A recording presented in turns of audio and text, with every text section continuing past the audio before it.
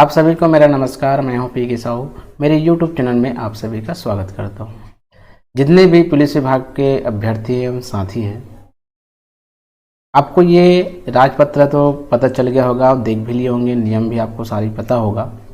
तो आज की इस वीडियो में ये बताने वाला हूँ कि कई लोगों को संशय है कि 20 गुना जब बुलाया जाएगा तो 19,500 को ही बुलाया जाएगा।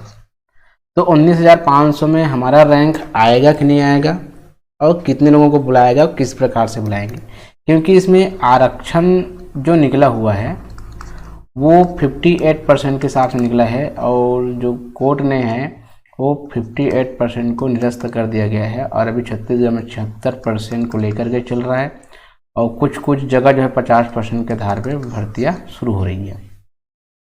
तो इसे लेकर के बहुत लोगों को संशय है कि आगे क्या होगा, क्योंकि लिखित परीक्षा भी होनी है, मेंस पेपर भी होना है, उसके बाद फिजिकल होना है, मेडिकल होना है, इंटरव्यू होना है, सारी चीज़ें भी बची हुई है, और आगे चुनाव भी है। तो साथियों, लास्ट तक बने रहेगा, बहुत ही मज़ेदार और बहुत अच्छे ढंग से बताने का प्रयास करूँगा। यदि आप नए हो और पुलिस विभाग के अभ्यर्थी हो, तो आज से मैं इस प्रकार से कुछ नए जानकारी और मेंस के कुछ टॉपिक है उसको भी पढ़ाने का प्रयास करूंगा, सरल से सरल तरीके से। तो दोस्तों, आप बने रहिएगा। चलिए, मैं आपको कुछ दिखाने का प्रयास करता हूं। सबसे पहले इस चीज़ को थोड़ा जानकारी, ज़्यादा नहीं। कुल रिक्त पदों के 5% पद विभागीय अभ्यर्थियों के लिए आरक्षित रखे जाएंगे। यह सम स्तर आरक्षण है, और पात्र अभ्यर्थी उपलब्ध न होने पर अग्रणित कैरी फॉरवर्ड नहीं होंगे। कहने का मतलब, यदि जितने रिक्त पद है उनके 5% लिए जाएंगे, अब 5% लेने के पश्चात यदि उसमें अभ्यर्थी नहीं मिलते हैं तो उसको आगे नहीं देखा जाएगा, उसको जो है दूसरे अभ्यर्थी उसमें चले जाएंगे, मतलब सम स्तर अनुसार। दूसरी महत्वपूर्ण बात है, शासन के निर्देशानुसार महिला अभ्यर्थियों के लिए 30% सम स्तर एवं प्रभागवार आरक्षण रहेगा। देखो, सम स्तर भी रहेंगे और प्रभागवार भी रहेंगे, सभी में रहेंगे। और विभाग मंत्री परिषद की पूर्व अनुमोदन से नियुक्ति के प्रतिशत को 10% तक कम कर सकेगा। मतलब जो 30% है उसमें 10% यदि कम कर दिया जाता है तो 20% तक के, ऐसा इसका मानना है।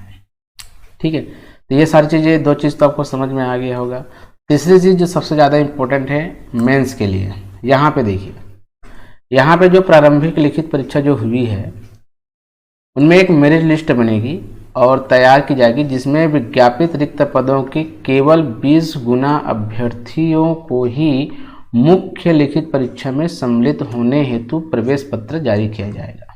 लेकिन इसको भी ध्यान से पढ़िए, अंतिम अभ्यर्थी जिस पर 20 गुना संख्या पूर्ण होती है तथा ऐसे अभ्यर्थी को जिन्होंने इस अभ्यर्थी से अधिक, अथवा अधिक तो नहीं होगा लेकिन अथवा बराबर अंक प्राप्त किए, मुख्य परीक्षा में सम्मिलित किया जाएगा, भले ही अभ्यर्थियों की संख्या 20 गुना से अधिक हो जाती हो।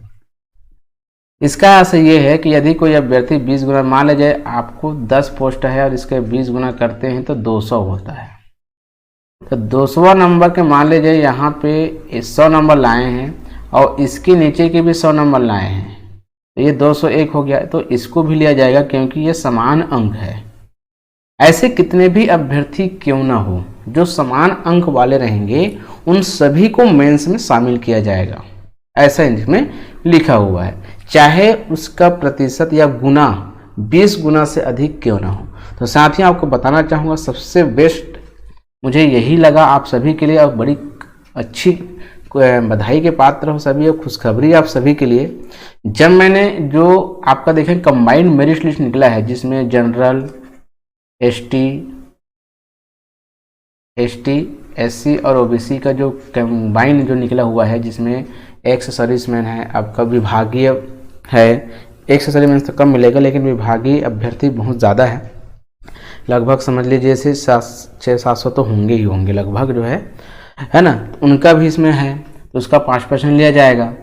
तो जब मैंने उसका मेरिट निकालने का प्रयास किया, जैसे यहाँ पे देखिए 8 पद है, 8 प्रकार के यहाँ पे प्रभाग पद है, जिसमें सूबेदार, उपनिरीक्षक, सारी चीज़ यहाँ पे दिया हुआ है, और ये जो है वो 58% के आधार पे आरक्षण दिया गया है। ठीक है, वेतन भी बहुत अच्छी है, बहुत बढ़िया है, और पेपर भी उसी प्रकार से हो रहा है। तो इसका यदि हम 5% निकालते हैं तो लगभग जो है 475 के आसपास, हाँ लगभग 475 के आसपास जो है समझ लीजिए कि उनका पद होता है। अब इसका 20 गुना आप कर सकते हैं, सॉरी 5% आप निकालते हैं 975 का, तो लगभग आप देखेंगे तो साथियों 975 का 5 गुना हम करते हैं तो लगभग जो है 49 लोग होते हैं, और 49 का हम 20 गुना करते हैं तो 490 के आसपास होते हैं, नहीं सॉरी है ना, 975 का 5 गुना हम करते हैं तो लगभग 49 होते हैं, और 49 गुना यदि हम 20 करते हैं तो लगभग 980 लोग होते हैं।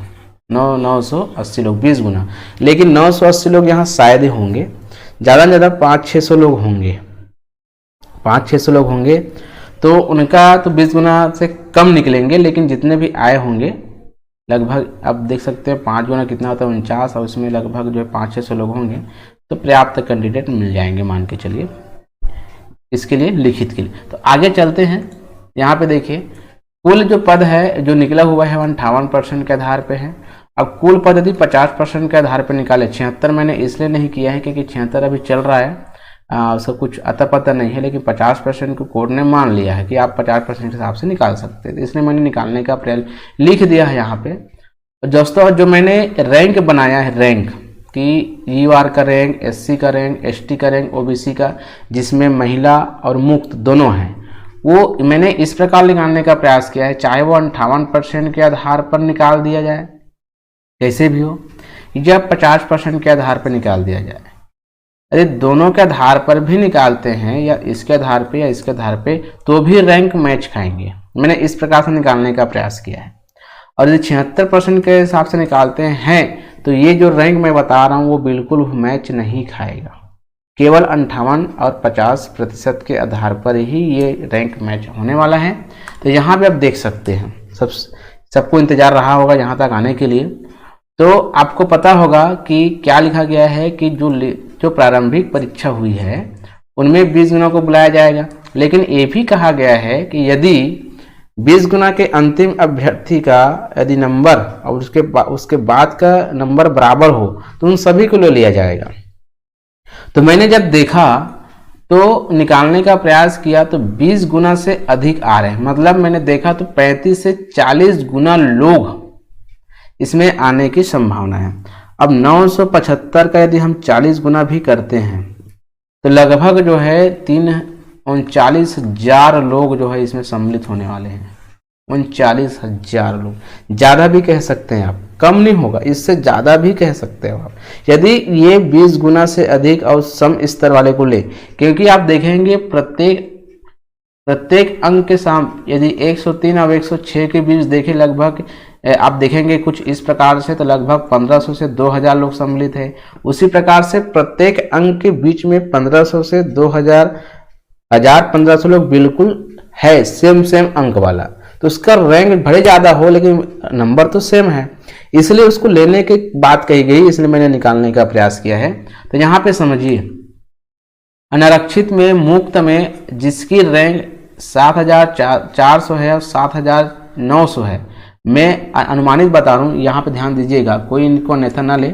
अनुमानित मतलब मैंने आपको केवल जानकारी के उद्देश्य से और आपको थोड़ा सा हेल्प हो जाए कि आपका रैंक आ रहा है कि नहीं आ रहा है। रैंक ऐसा नहीं है कि मैंने जो बनाया वही एकदम परफेक्ट है, ये केवल और केवल एक आपको हेल्प करने के लिए और एक थोड़ा सा जानकारी बताने के उद्देश्य से मैंने बनाने का प्रयास किया है। तो मुक्त में मैंने जो इस प्रकार से निकालने का प्रयास किया है, क्योंकि आप देख सकते हैं वहाँ पे कितने लोगों को बुलाएंगे, है ना। अब यहाँ पे देखेंगे तो 405 लोग हैं या 20 गुना करते हैं तो लगभग जो है 8100 लोग होते हैं। ठीक है, कितने लोग होते हैं? लगभग जो है, हाँ, लगभग 8100 लोग होते हैं। तो मुक्त में लगभग जिसका रैंक 7400 से लेकर के 7900 है, उसका रैंक आने की पूरा संभावना है।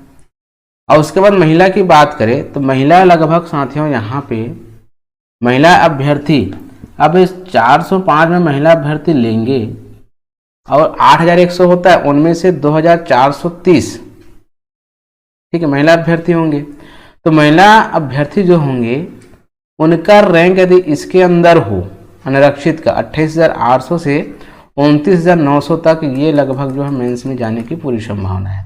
ठीक उसी प्रकार से एससी का आप देखते हैं तो 29,900 से 32,400 मुक्त जिसका रैंक है वो मेंस में या लिखित में जाने की पूरी संभावना है। महिला का रैंक यदि 43,300 से 46,400 तक है तो ये भी मेंस में जाने की पूरी संभावना लग रही है।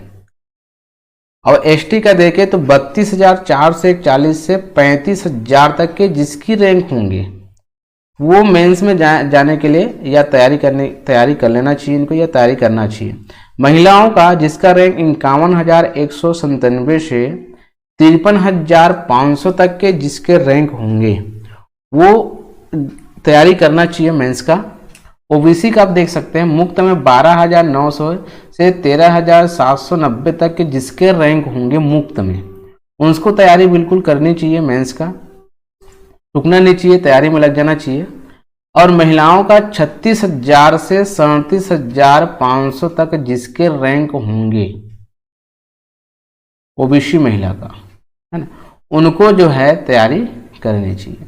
उसी प्रकार से विभागीय का देखें, विभागीय का जिसका 5% लेने वाले हैं उनको तो सभी को तैयारी करना चाहिए क्योंकि उनका सभी आने वाले हैं। अब यहाँ पे एक चीज आपको बताना चाहूँगा, जैसे यहाँ पे लिखा है 405 का हम 30% लेते हैं महिलाओं का, तो साथियों 30% जो है यहाँ पे आप निकाल के देख लीजिएगा। तो 405 का 30% निकालते हैं तो लगभग 121 लोग होते हैं, 121 लोग होते हैं।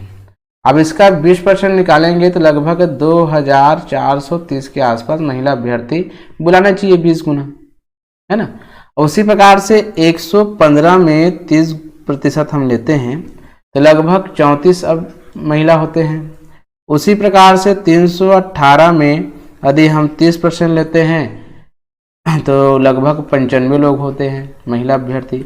अब उसी प्रकार से 137 में हम 30% लेते हैं तो लगभग 41 महिला अभ्यर्थी होते हैं। तो इसका आप 20-20 गुना कर सकते हैं, 20-20 गुना, इस प्रकार से 20-20 गुना कर सकते हैं, या इनमें से 21 को निकाल के हम करेंगे तो भी उतना ही आएगा। तो मैंने निकालने का प्रयास किया, मतलब सभी चीज़ें सम्मिलित करने का प्रयास किया है, 58% के आधार पे हो चाहे 50% के आधार पे हो।